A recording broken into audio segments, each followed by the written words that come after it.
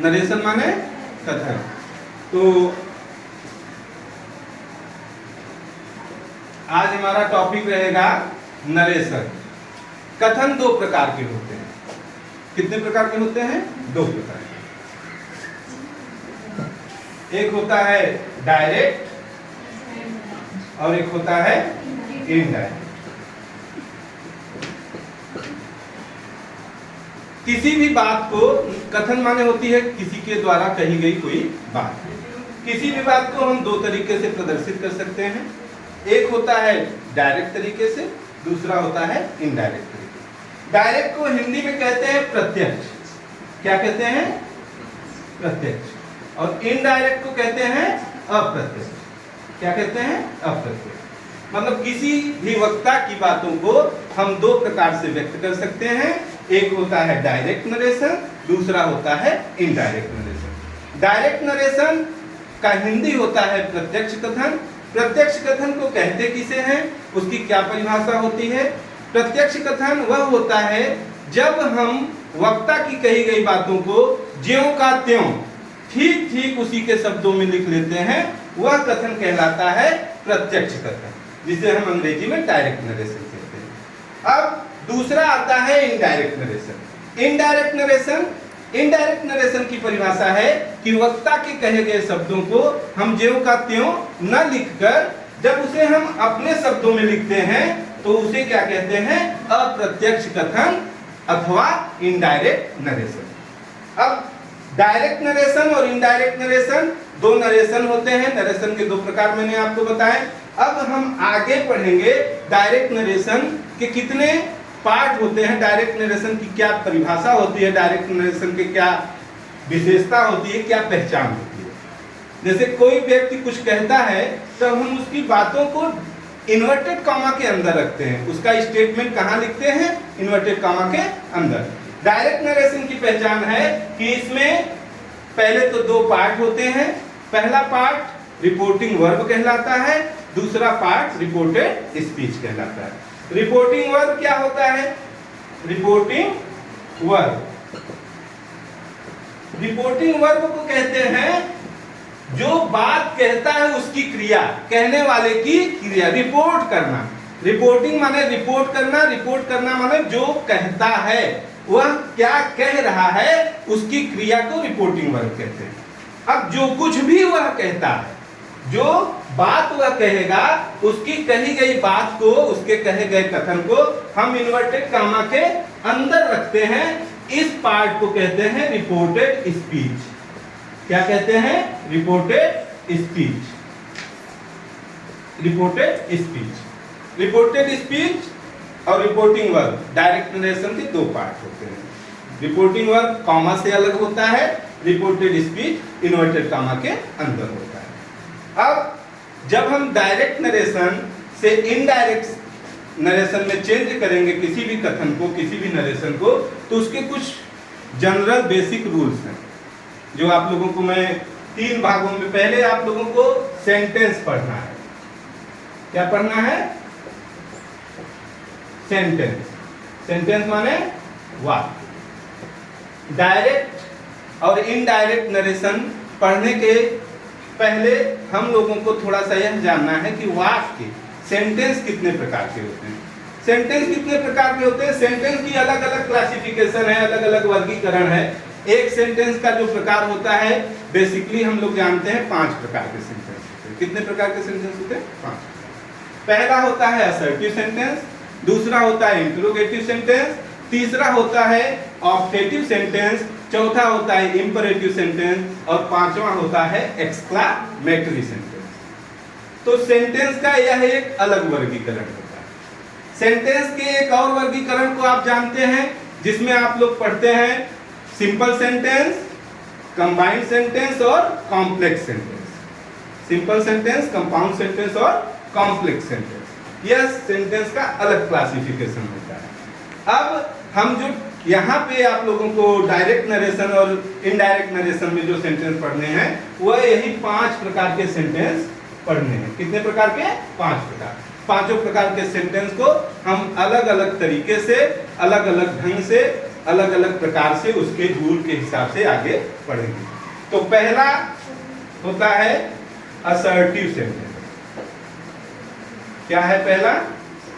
Assertive sentence. Assertive sentence, जब हम assertive sentence के किसी कथन को डायरेक्ट से इनडायरेक्ट में बदलेंगे तो उसके कुछ बेसिक रूल्स जो आप अब इसके बाद पढ़ेंगे। बेसिक रूल्स का मतलब है असर्टिव सेंटेंस को किस प्रकार हम किस तरीके से, उसमें मुख्यतः कितने परिवर्तन होते हैं, किस परिवर्तन में कौन सा नियम लागू होता है, वह नियम कहाँ लगेगा कहाँ नहीं लगेगा, कुछ उसके एक्सेप्शंस होते हैं, कुछ अपवाद होते हैं, ये सारी चीजें डिटेल में आप लोग पढ़ेंगे। तो सबसे पहले आज जो हम लोगों ने सीखा या आप लोगों को जो हमने बताया वह था नरेशन।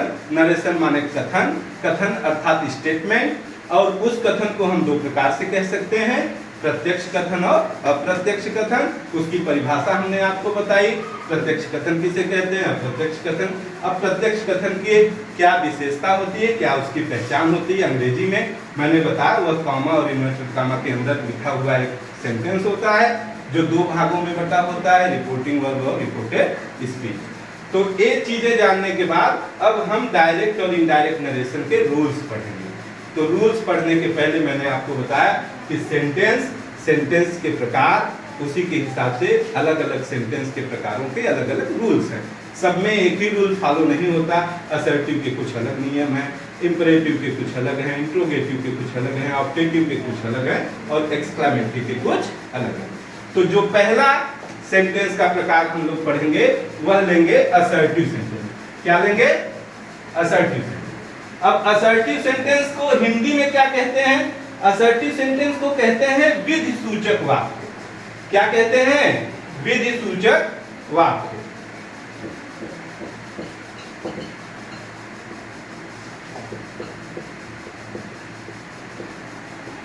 विधि सूचक वाक्य। अब विधि सूचक वाक्य भी दो प्रकार के होते हैं। कितने प्रकार के होते हैं? दो प्रकार के। यह दो प्रकार के होते हैं। एक होता है अफर्मेशन से रिलेटेड, अफर्मेटिव, और दूसरा होता है निगेटिव।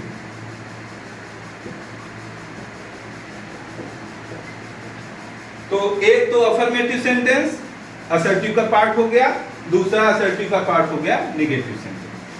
इसके जो रूल चलेंगे ये दोनों पे फॉलो होंगे। जो भी नियम होगा आपका वह असर्टिव पे भी लागू होगा और निगेटिव पे भी लागू होगा। असर्टिव के कुछ विशेष नियम, कुछ विशेष परिवर्तन के डायरेक्ट से इनडायरेक्ट में कुछ याद रखने वाली बातें हैं। याद रखने वाली बातें क्या हैं? मैंने आपको बताया कि डायरेक्ट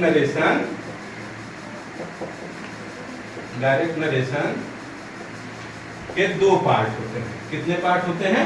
दो पार्ट। पहला होता है रिपोर्टिंग वर्ब और दूसरा होता है रिपोर्टेड स्पीच। अब रिपोर्टिंग वर्ब के हिसाब से आगे का चेंज रिपोर्टेड स्पीच बदलेगा। क्या बदलेगा? रिपोर्टेड स्पीच बदल जाएगा। यदि रिपोर्टिंग वर्ब आपका किस टेंस में है? पास्ट टेंस में है। यदि रिपोर्टिंग वर्ब यदि आपका पास्ट टेंस में होगा तब आगे के टेंस में परिवर्तन होगा। यदि रिपोर्टिंग वर्ब प्रेजेंट या फ्यूचर होगा तो आगे के टेंस में परिवर्तन नहीं होगा। इसको डिटेल में आगे हम लोग पढ़ेंगे। पहले जो बेसिक नियम है इसके उसको समझ लीजिए। डायरेक्ट से इनडायरेक्ट में बदलते समय असर्टिव सेंटेंस के कॉमा इन्वर्टेड कॉमा को हम हटा देते हैं। कॉमा इन्वर्टेड कॉमा हटा के हम कंजंक्शन, आप लोग बहुत गलतियां करते हैं इसमें, कंजंक्शन को कंजक्शन कहते हैं जबकि ये कंजक्शन नहीं है, इसको कंजंक्शन कहा जाता है। उसकी स्पेलिंग भी आप लोग देख लीजिए।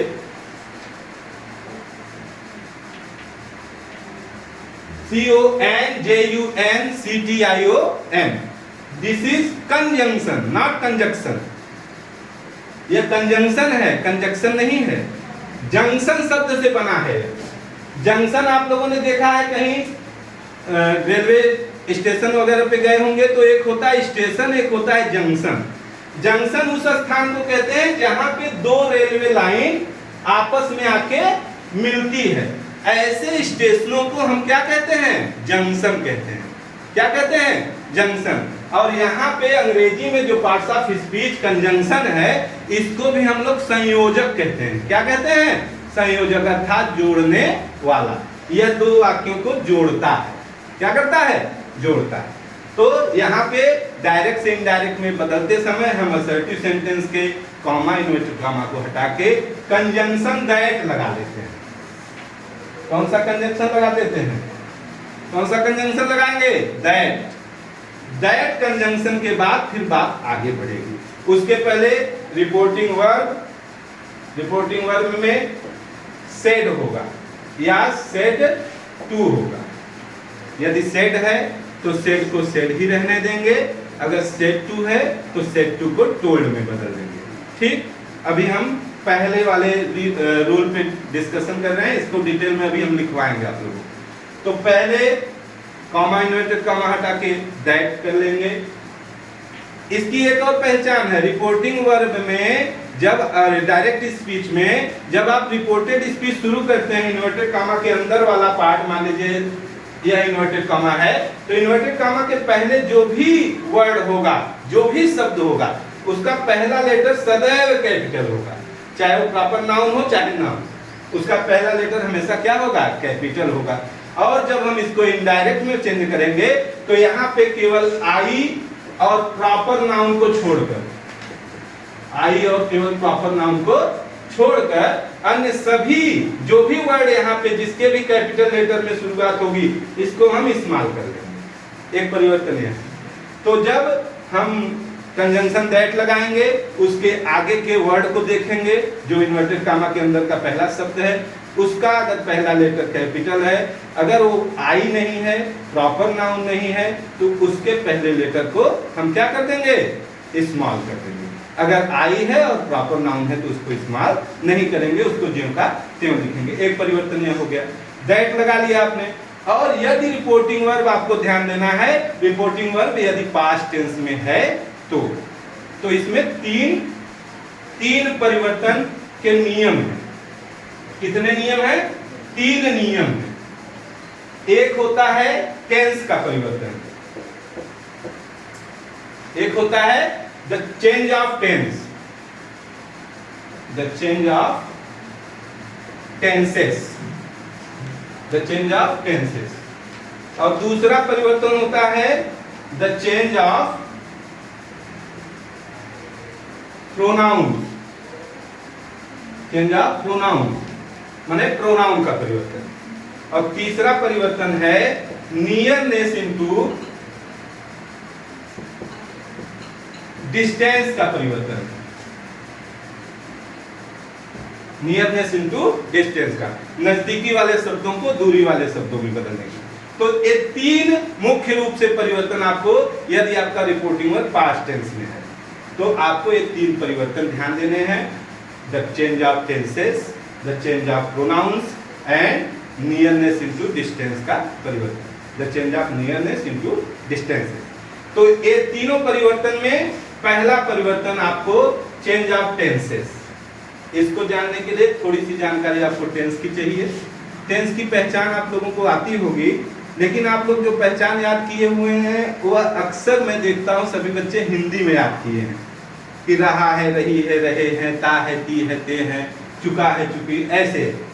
तो अब यहाँ पे काम करने वाला नहीं है, आपको अंग्रेजी पहचान, क्योंकि डायरेक्ट स्पीच आपका हिंदी में नहीं होगा, इंग्लिश में होगा, और अगर इंग्लिश में है तो आपको इंग्लिश पहचान आनी चाहिए टेंसेस की। काल या टेंस जो आप कहते हैं उसकी अंग्रेजी पहचान आपको आनी चाहिए।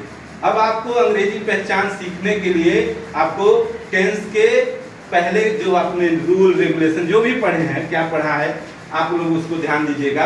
आप हिंदी में पहचान भूल जाइए, वह आपके 8 तक के लेवल का था, 6 साल 8 बच्चों को पढ़ाया जाता है। अब आप लोगों का 9, 10, 11, 12 का स्तर है, तो उसमें आपको अंग्रेजी पहचान याद करनी है। मान लीजिए मैं पहला टेंस ले रहा हूं प्रेजेंट टेंस का, प्रेजेंट इंडेफिनिट टेंस।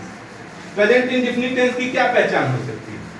अंग्रेजी पहचान प्रेजेंट इंडेफिनिट टेंस की बेसिक रूप से क्या हो सकती है, आप लोग बताइए। प्रेजेंट इंडेफिनिट टेंस की पहचान, प्रेजेंट इंडेफिनिट टेंस पहले कहते किसको? हिंदी में उसे कहते हैं अनिश्चित वर्तमान का, अनिश्चित वर्तमान। तो इसकी पहचान मुख्य रूप से साधारण वाक्य की दो पहचान, एक ही, सी, इट और singular number subject. Singular number subject, यदि ये तीन चीजें हैं, ही, सी, इट है और सिंगुलर नंबर का सब्जेक्ट है, तो उसके साथ जो वर्ब होगा उसमें क्या लगा रहेगा? वर्ब प्लस यस या ईएस। दिस इज कंपल्सरी, यह कंपल्सरी होगा यदि वो साधारण वाक्य प्रेजेंट इंडेफिनिट का है। साधारण वाक्य, या आप कह सकते हैं अफर्मेटिव सेंटेंस है, साधारण छोड़िए, उसको साधारण मत कहिए, उसको स्वीकारात्मक वाक्य कहिए। आप साधारण में कई परिभाषा हो जाती है, साधारण छोड़िए, आप उसको क्या कहेंगे? Affirmative sentence. अफर्मेटिव सेंटेंस की पहचान अंग्रेजी की है, यदि अफर्मेटिव सेंटेंस है और उसमें ही, सी, इट है या सिंगुलर नंबर का सब्जेक्ट कोई है, सिंगुलर नंबर का नाउन या सब्जेक्ट आप समझिए, जैसे राम, सीता, एक्सेट्रा, सोहन, मोहन, गीता, रीता, सीता, जो भी है, तो आप वहां पे सिंगुलर नंबर सब्जेक्ट को ध्यान देंगे, ही, सी, इट को ध्यान देंगे। आगे देखेंगे कि क्रिया के फर्स्ट फॉर्म में यस या ईएस है कि नहीं।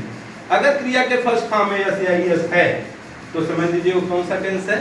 Present indefinite tense. और प्रेजेंट इंडेफिनिट टेंस अगर है तो यह आप समझ लीजिए कि टेंस के परिवर्तन में आपको आसानी होगी। ठीक है, तो टेंस के परिवर्तन को हम लोग कल फिर से सीखेंगे। आज का क्लास यहीं क्लोज हो रहा है। ठीक है, आज की क्लास को हम यहीं समाप्त कर रहे हैं। ठीक, धन्यवाद।